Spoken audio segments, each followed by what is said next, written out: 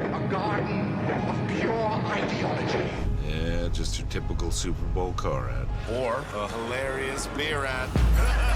Break was over 15 minutes ago, Mitch! I think you're the best ever. I think we're gonna be here a while. Hello, filmmakers and advertising listeners. Monica here. I'm talking to Kat Urban today.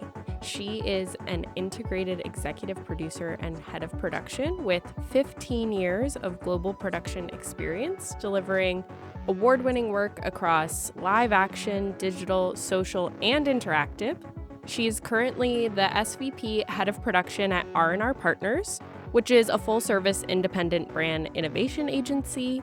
She's worked with iconic talent including Ryan Reynolds, Danny Devito, and Serene Williams, as well as a few unbeatable brands like Adidas, Airbnb, Gatorade, and QuickBooks, to name a few. And I know I use QuickBooks all the time, and I love my Gatorade, so that's amazing. Thank you so much for joining me, Kat.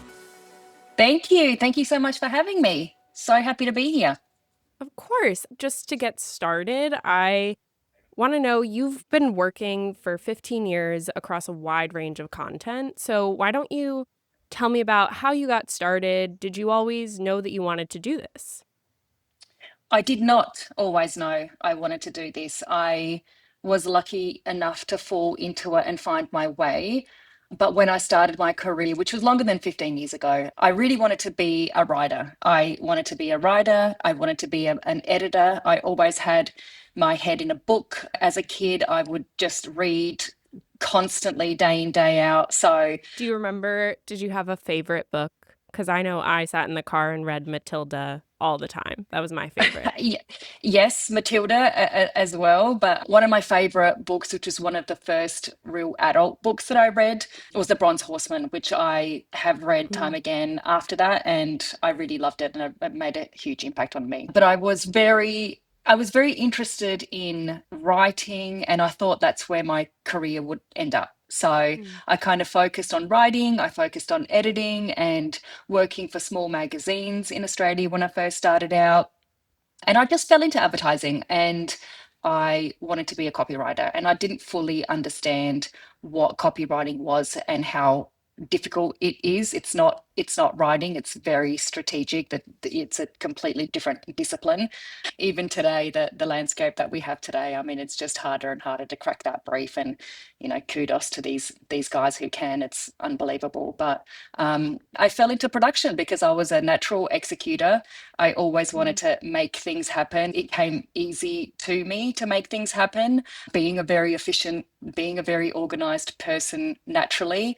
That's amazing. Was there a specific job or opportunity where you realized that this is it? This is what I'm going to be doing for my career. This is what I want to do.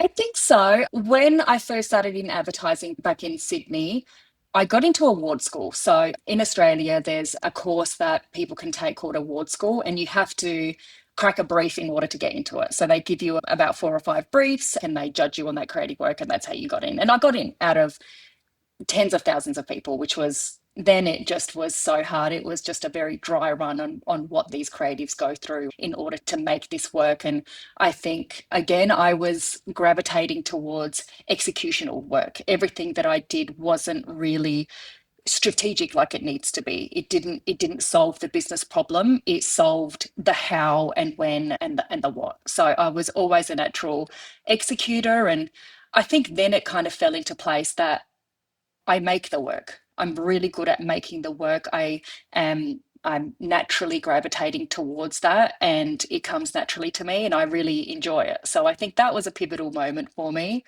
And then from that advertising agency, I went into content production. I worked in TV.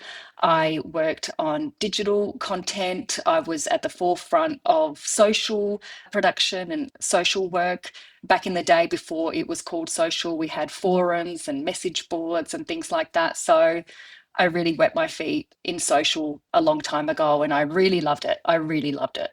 Yeah, I have so much to unpack there. But first, my question, just piggybacking off the last thing you said, is could you tell me kind of about the transition from doing regular video production to social and what you enjoy about it and why it's captivating to you? Look, social content is film content, right? You're still shooting. You need to have a certain level of production quality in order to make things great. So I think the big difference is that you really want to be platform specific as you go into IDA and produce content for social. All of those platforms have a different audience. They have a different way to connect with our audience. So you really want to understand your audience, where they are, how to connect to them, and what it is that they're going to engage with. So for me, I think being at the forefront so many years ago, and what really interested me and captivated me was that audience, and being able to understand how they're engaging with content. And I really learned a lot about people and what they wanted to see. So I think that allowed me some opportunities to be successful in that field, in that discipline, just understanding the audience, where they are, what they do, what they want to engage with. When you're designing a campaign, are you kind of writing a version of the campaign for each of those platforms, or are you picking which of those platforms the campaign is going to live on? Well, absolutely. You are writing content and writing scripts for that platform. And it's not just content that we're going to be producing as an advertising agency. There are content creators and influencers that you want to tap into who are very specific to that brand that you're working with. So there's a lot of solutions out there that aren't just ads for specific platforms. And it really depends. I mean, you have to look at how much time you have, what that budget is, what that media landscape looks like, what the reach is, what the KPIs are, how you're going to connect with that audience in order to really get hyper specific and hyper focused on those platforms. You may not have the time, you may not have the budget to hit all of those. So you have to be really focused and really specific on where you want to show up and what's going to cut through for that brand. Yeah, definitely. And how do you decide which campaign or creative best serves which medium, which platform? Well, you're always going to get a media plan, right? So you're going out there, you've got a business problem, we've got to solve for it. They have a certain amount of money that they want to spend on media that's going to give them the biggest reach, whether it's US or whether it's global. So you're going to get a media plan. And it's our job, in order to meet those requirements and hit those deliverables, because with the data that we have, we're really able to dissect where people are and how to engage with them in the right way for that brand. And we can really segment the right audience with the right message. But I think the best creative, again, has to be platform specific. You know, we have to go in there and make sure that we're creating content that's going to hit those platforms. It's going to make an impact. It's going to cut through. And then again, I think the best way to work is to be super collaborative at the very beginning of a project. Work with your client, work with your media partner to not just fill holes, right? Don't just, tick the boxes because a 15-second unit on Instagram is the unit that performs the best. Like we'll hit that, absolutely, but let's really work together to make sure that we're hitting the right areas where the audience for this brand are, where they're interacting, where they're consuming this content, and get them where they naturally are existing. So it's a collaboration with your client, with your media partner, with your production team, with your creatives. So you just have a really killer idea that you might not have media for, you might not have a media buy for, but you go in and you start fighting for it because it's gonna help that brand with their business objectives, and it's gonna cut through the noise. Yeah, that's so smart. Just to put in perspective for us, do you have an example of a campaign that you've worked on where you've really fought for that idea, or where you've really come up against a challenge with the type of campaign that you're working on? There's been a couple, actually, I think, and one of the biggest examples of that was the Serena Williams Snapchat game. And the brief wasn't create a game on Snapchat, right? The brief was, how do we celebrate Serena Williams and her 22 Grand Slam wins? She was just about to go into another tournament, and it was meant to be a film or a social post, but we really, really fought really hard to create something that was different, which was breakthrough, which was unexpected, and something that wasn't just going to be served to people. It was something that they could engage with in a real way. And what better way than to actually play those Grand Slam tournaments? Yeah, and if you could just look at the results with Snapchat and those particular ad units, it was actually the first game to ever be built on Snapchat. Oh, But wow. those particular, yeah, yep. So that was very difficult as well because we were learning to fly as they were building the plane. But people's attention span on Snapchat was usually 3 seconds, and we had people on our ad for 3 minutes. I think that the interactive element definitely helped. Do you find that interactive advertising in that way is more results oriented than anything more like traditional advertising? I think if it's done well, yeah, absolutely. When you have to do it well. So the results for that particular campaign, I mean, they just speak for themselves. Yeah, I think that's so smart. And you're right, the numbers speak for themselves. I'm also curious about your Airbnb campaign that you did. They were an official sponsor for the Oscars, correct? We weren't allowed to mention the Oscars or the Academy Awards Oh. or anything like that. And it's also so saturated during those moments, right? The Oscars and the Super Bowl, I mean, they're absolutely saturated. So cutting through at that time is a very, very difficult task. And you have to have, gazillions of dollars in order to break through. So the Oscars campaign was another very fun one as well. It was an incredible war room that matched Airbnbs with films. So instead of saying the Oscars or saying the films, which we weren't allowed to do, we alluded to them. So we had Airbnbs that were very similar in look and feel with the films that were up in the running. And then we had a really great call to action, which was a animated film that alluded to the movies as well. So we had an animated astronaut, which, was reflective of The Martian. We had a guy in the woods with a bear, which was The Revenant. So that was super fun. And we had about 2 weeks to get that done as well. Oh my goodness. Wow. 2 weeks. Yeah. I just want to call out another one, which was really great as well. For a QuickBooks campaign that we did not have a media buy with Giphy, which was a very new platform at the time. And we fought very, very, very hard in order to secure that media buy because we saw a really great opportunity to create GIFs with Danny Devito, which he was such a cool guy and amazing person to work with. Yeah, we had a little GIF station. We shot a bunch of content with him and we created just dozens and dozens of GIFs that we put some media behind. And we had something crazy like 70 million impressions on that. So it really worked out. Wow, yeah, that's great. It seems like not only are you looking at the platform that will serve the campaign the best, you're also looking at the newest platform and the opportunities that are available there. And that's just such a smart way to approach a campaign. Thank you. Yeah, we've been really lucky as well, to be offered. We've been offered some beta programs with new platforms as well that we've been able to take advantage of. And being the first is always better than not being the first. So we've been really lucky. I've been really lucky. Yeah. I want to circle back to Danny Devito because you've worked with some incredible celebrity talent. You've worked with Ryan Reynolds, you've worked with Danny Devito. I know you did something for Serena Williams. What is it like working with celebrity talent and the process on getting them on board and just collaborating with them? It's different with different celebs. I've been really lucky with the personalities and the celebrities that I've worked with. Everyone's been amazing and really collaborative with how they work with us.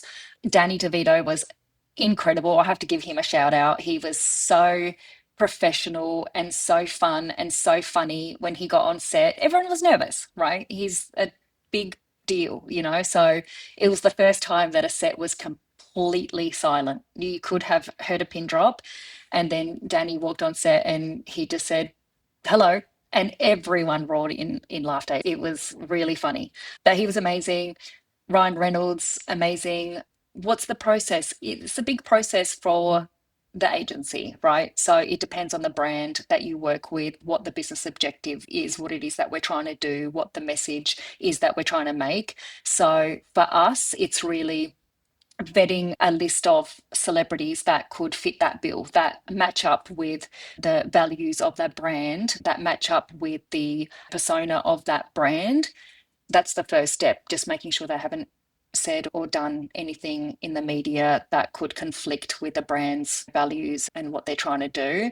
So we put that list together. And then, of course, the next step is, can we afford them? Is it something that they would want to do? Is it a brand that they would want to work with? Does it fit with their schedule? Does it fit with what they're currently doing and what messages and what brand they're trying to portray? Does it conflict with anything else that they've done? So the first step is putting that list together.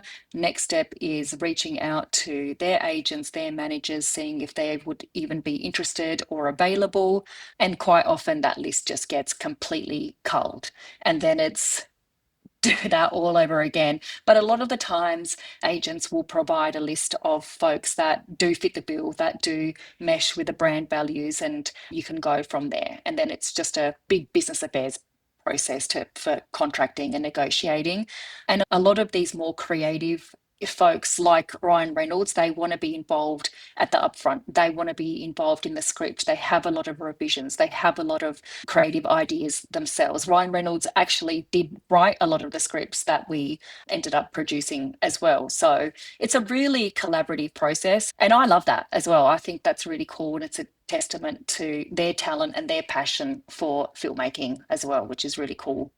That's so interesting. Do you ever run into a situation where a celebrity wants to have that kind of script control, but you have to really fight for what the client's vision is on top of it? Or is it usually pretty aligned because you've done all that culling and that research already?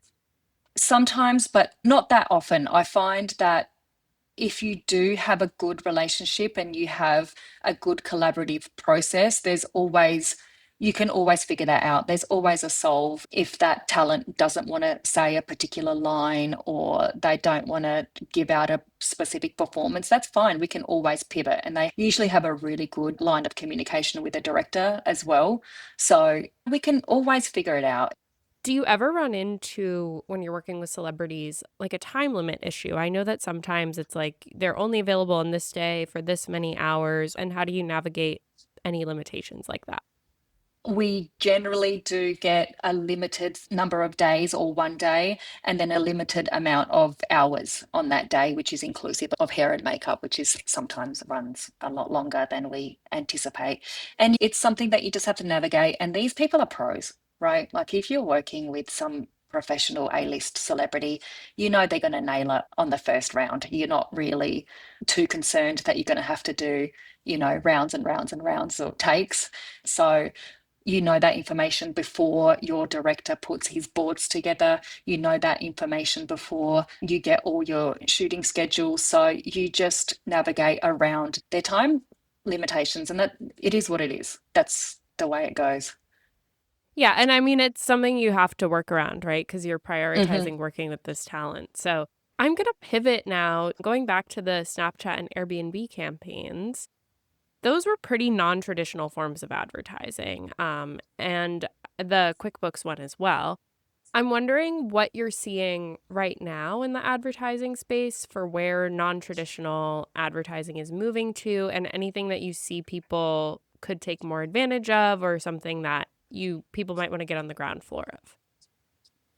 Yeah, I think non-traditional advertising is always the most fun. And I think those are the opportunities for you to cut through in a really unexpected ways. So always look out for those opportunities. It's where creativity and culture intersects, right? And when they work, they don't feel like an ad at all. So I think it's really evolved. It used to be guerrilla stunts and, ambient at a home, whereas now it's really whatever breaks that unexpected format. You don't have to go and do a film and a print ad and a radio spot and a social post. You can really do physical experiences. You can do an interactive lens.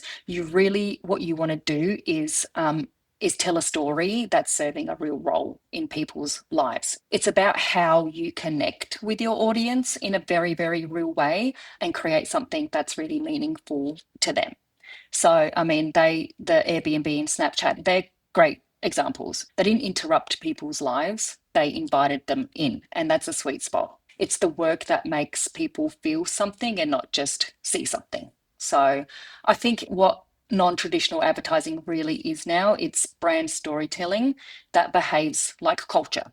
It's something that people want to be a part of and not something to be served to them. Yeah, I loved what you said about how it's not something that interrupted their lives. I think that's so powerful and so true. And I think it's also about what gets people talking. Like, oh, did you see this game on Snapchat? And then more people are re-downloading Snapchat to play the game, that kind of thing. Yeah, exactly. And I'll give you a really good example of that we did with Airbnb. We had this campaign that was celebrating the centennial of American national parks.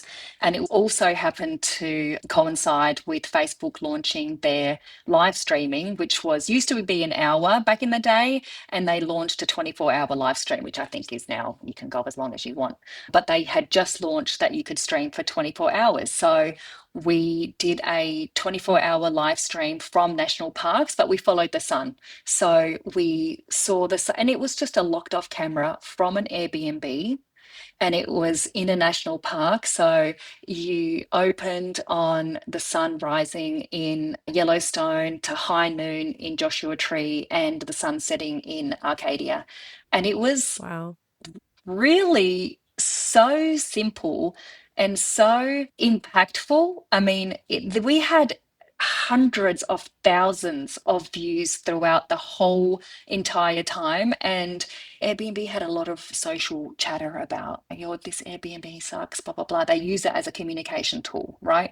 Whereas this campaign, 98% positive sentiment. People just really, it just became a part of their day, and it was just such a beautiful and peaceful moment that it wasn't an ad, right? It cut through in a really simple and impactful way.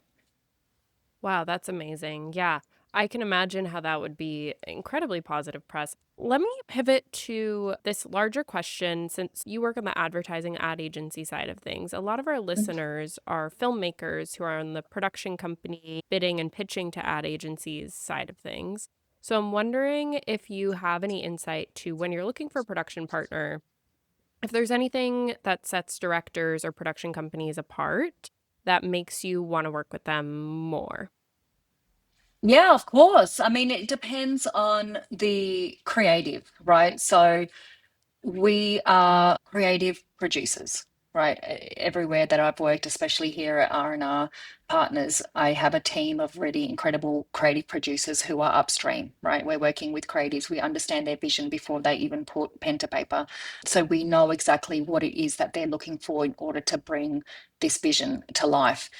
What really cuts through is, have these folks done something that can deliver on the creative vision, on that expectation? Have they done something that solves that particular problem? If you have a musical, you don't want to go to a director that focuses on comedy, right? You want someone who's Right. done musical, who understands musicality, who understands choreography, who understands from that particular focal point.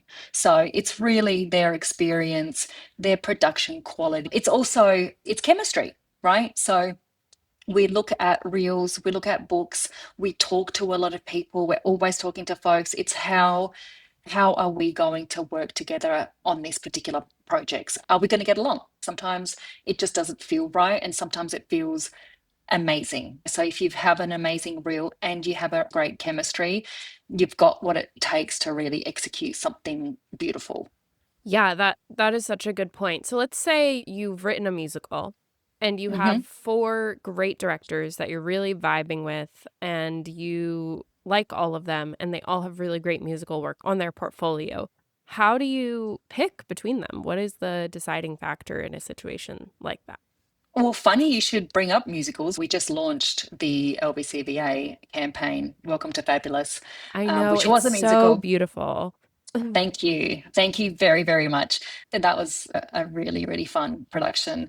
So that was an exact process, what we're talking about. So we had a list of directors that had musical experience. So what we do, we have our creative conversations with them, our creatives, and the directors go through the vision, they go through the scripts, they talk about how we can bring this to life, and the production team is talking to their production team. So everyone's having conversations and feeling each other out. We're talking about budget, we're talking about timing, we're talking about solutions, locations, all of the logistics that go into production, of course.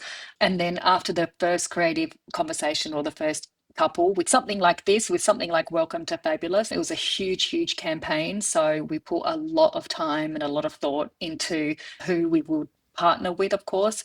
So directors will then treat on the creative, and we talk about the treatment, we make adjustments, and it's a pretty long and collaborative process between the creatives, our production partners, and of course our clients. So we prep everything for our clients, and then we sit down with our partners at LBCBA in this case, and we make sure they're comfortable, that they're vibing with the work and the director that we're vibing with. Yeah, that's such a good point. And so you find that like the director's treatment really, in the case of a tie, or if you're liking multiple directors, it really sets them apart from the rest. Yeah, I think so. I mean, it's really, really very difficult when it gets to working with A-list directors. For something like this, I mean, we were only talking to people who were just incredibly talented. I think what really stands out is not only their creative vision, how they're going to bring this to life in their tone, their casting choices, their locations, their wardrobe. They put a lot of thought and time and energy into their treatment, and it really tells that whole story. And you can really see it come to life. Sometimes they put some emotion examples together of how it can come to life, and it really gives you a really great picture. But also, I think what really stands out is, do they understand the brand?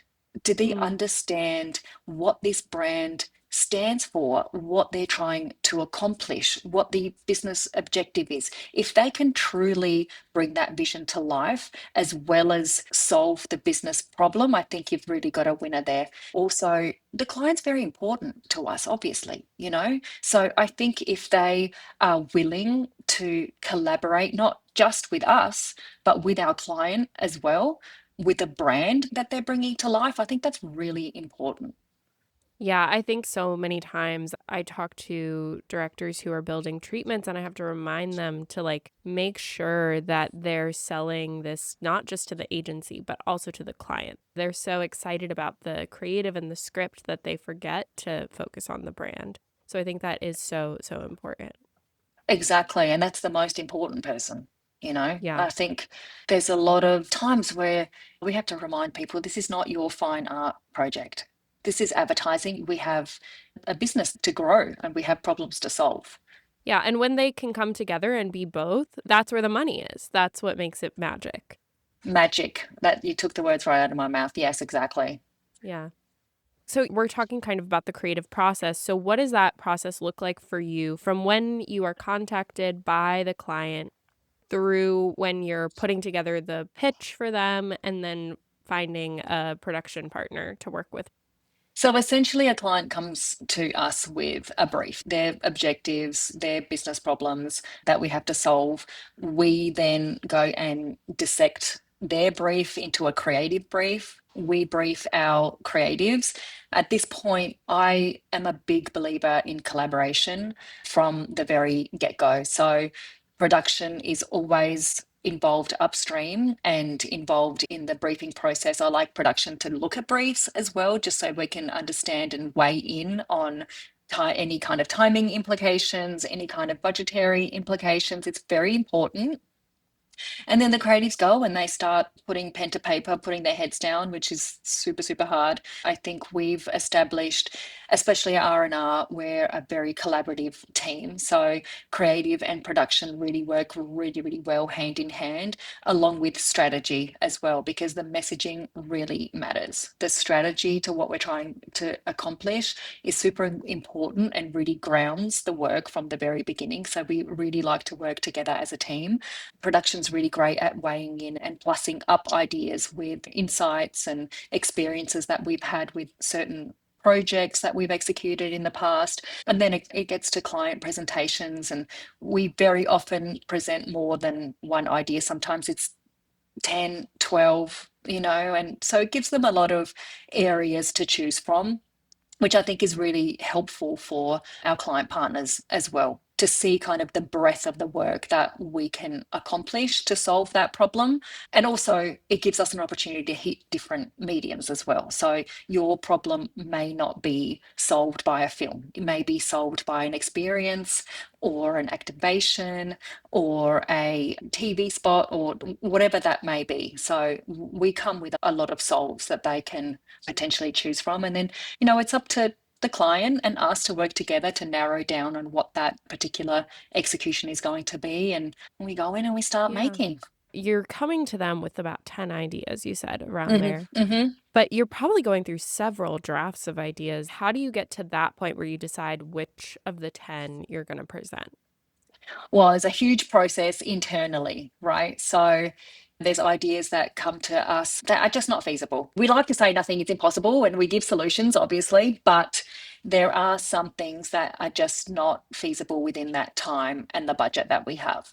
So those get cut pretty early. And then there's a very stringent creative process within the advertising world, creative directors and executive creative directors that they need to go through. So while we have 10 initial ideas, they would have gone through who knows how many, 50. And it's a really big process internally in order to get to an idea that is good, it's feasible, it works in the time, we have the budget, and it's on brand. And you somehow managed to present 10 of those that all work for all those categories. That's amazing. Well, kudos to the creative team. I'll tell you that right now. They're amazing. Yeah. So do you know what direction you're going to go with, like going with celebrity talent or like turning it into a musical before you get to those 10 ideas, or is it worked through with the client as you go?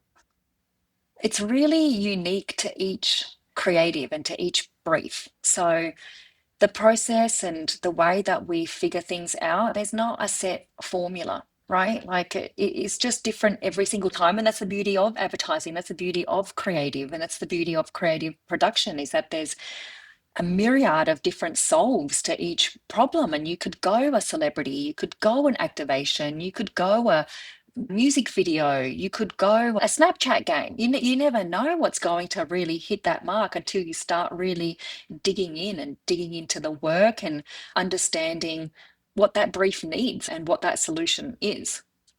Yeah, I think that's exactly what I love about working in this industry, is that even working with the exact same client, it's still going to be a totally different product, and it's going to be a totally different process because this creative has never been done before. And I think that that's what makes it so fun. Like, we can talk through what sets us apart, but it's really how do you connect with this creative and what makes this one different. And how to connect with your audience. Yeah. Now, you've mentioned the company you work for, R&R Partners, a few times. Do you want to talk maybe about what you guys are working on right now, or anything specific to do with your current position there? I've been at R&R for about a year and a half now, and it's been a really different experience for me, to be honest.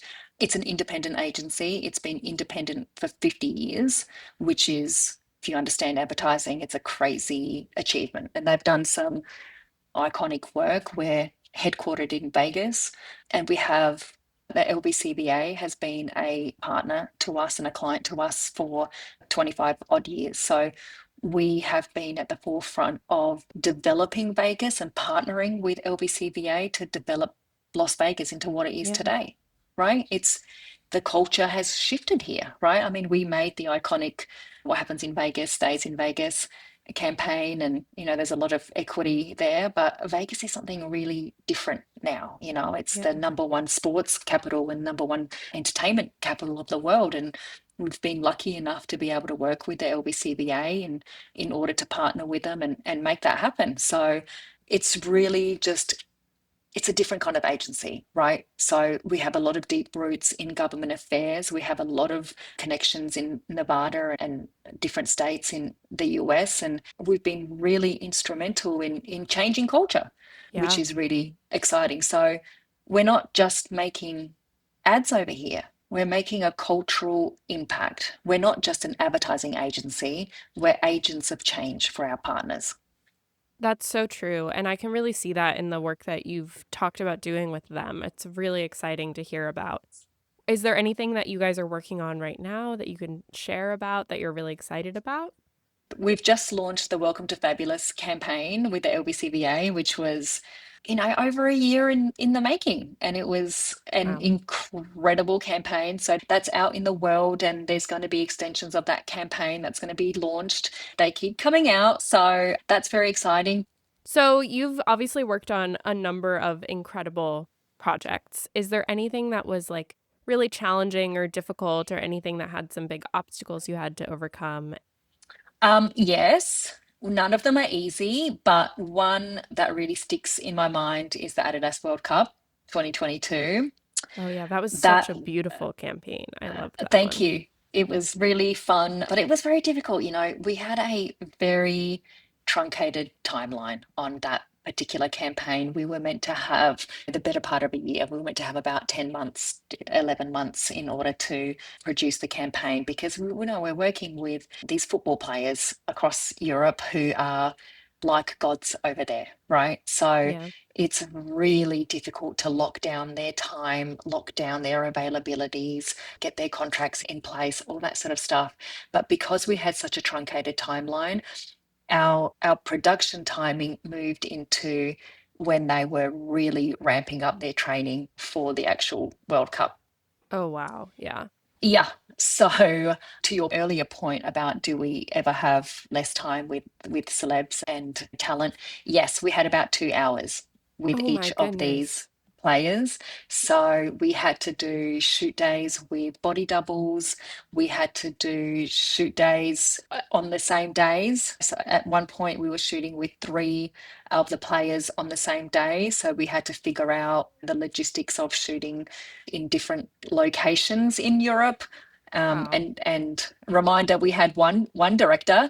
The timing of it was really difficult. So that one, I mean, all projects have to be organized to the T. I think the best projects and to execute flawlessly is to be really, really organized in the upfront. You have to do that for everything. But this project had to be timed to the minute. Yeah. Everything had to fall into place. I'm so curious about working with body doubles. Did the football players get to approve who was playing their body double, or how did that work? Absolutely. Absolutely. A lot of celebrities actually have body doubles that they work with and they supply to us. So Interesting. but a lot of the times you can't just have one. You need two or three in order to get the shots that you need, depending how complicated the production is. So, and it's not necessarily the players. The players are amazing. They just want to play football. You know what I mean? They're athletes, they're not actors. It's their agents, it's their managers, it's their security team. They have a huge team Yeah. to get through. So I think that's where the challenges lie. But do they approve? Absolutely, 100%. Everything we do has to be approved by their team. Yeah. Yeah, that makes so much sense. That sounds so challenging. I can't even imagine only having 2 hours with your with your celebrity talent. And remember, they're not actors, they're football players. Yeah. So, and that goes back to creative. You have to write these scripts in order to match the personality of this person, to match their skill set. You have to put all of those things in play as you're really developing the creative work for what you're going to produce. Yeah. That's so interesting. Thank you for sharing that. I do have one Of more course. question before we wrap up. I'm curious if you could go back and talk to your younger self when you were first starting out. Is there anything that you would tell her just about working in advertising or about where you were going to end up today that you wish you had heard at that age? Yes, I think I would say give yourself a break. Don't be so hard on yourself. You'll get there. I would also say your opinion matters. Your insights are important. Don't be afraid to speak your mind and give your opinion. And just know that you're important. I mean, don't be afraid to ask questions. You're not expected to know everything as a 18, 20-year-old kid, and there's so much pressure on younger folks today to know everything or think that they need to know everything. You don't need to know everything. It's okay to ask the questions. And really, no one knows everything. I'm nearing 50. You think I know everything? Absolutely not. So don't be so hard on yourself thinking that you need to be something that you're going to end up being with the right skills and the right experience and the right mentoring. I think great ideas and great work can come from anywhere. I mean, some of these younger people that you have on your team, they have such incredible insights. They are in culture, they're engaging with things that don't even come across our desks anymore. We're just not in it like they are. So don't be afraid to share your insights and your thoughts. They could very well lead to some of the most iconic work that has ever been produced. I think that's such a smart recommendation to all young people. I know that's something I wish I had heard when I was starting in this industry. So thank you so much for that. I'm sure that everyone will appreciate hearing that. If anyone wanted to get in touch with you, what's the best way for them to reach out? I think LinkedIn, and I apologize in advance because I know a lot of people do reach out and I don't always have the time, but I think LinkedIn is really our network and how to get in touch. Is there any way It's that is a better way to get a response from you, or something that you don't like hearing when people try to reach out to you, like a way that someone shouldn't approach you? just keep doing it. Just keep pinging, keep following up. I think what we're missing sometimes these days is persistence, right? Mm. I think the most successful people have tried and failed a number of times. I know I have, and I think persistence beats all of that. And I want to see hunger from people. I want to see someone who's passionate and won't take no for an answer, because that's what makes the best producer. Like if someone says, they're always going to say no to you. You're always going to have someone say no every single time. But you cannot take no for an answer if you want to get ahead. Like it's so saturated out there. So keep being hungry, keep going after what you want, the people that you want to talk to. Just don't let go. Don't stop. That's what I would say. And I think that is relevant across this industry. There's a lot of really good people in this industry. And what sets you apart is your ability to get back up after you fall down, because you will fall down. And it's good to fall down because that makes you stronger and that makes you better. Wow, such an incredible insight to end on, because I feel like it applies so much to the rest of our conversation. But yeah, I 100% agree. And Kat Urban is on LinkedIn, and that is the best way to reach out. Keep reaching out, be persistent, and thank you so much for joining us, Kat. This was such a wonderful conversation with some incredible nuggets of wisdom, and I'm so excited for everyone to hear it. Thank you so much. Thank you for having me.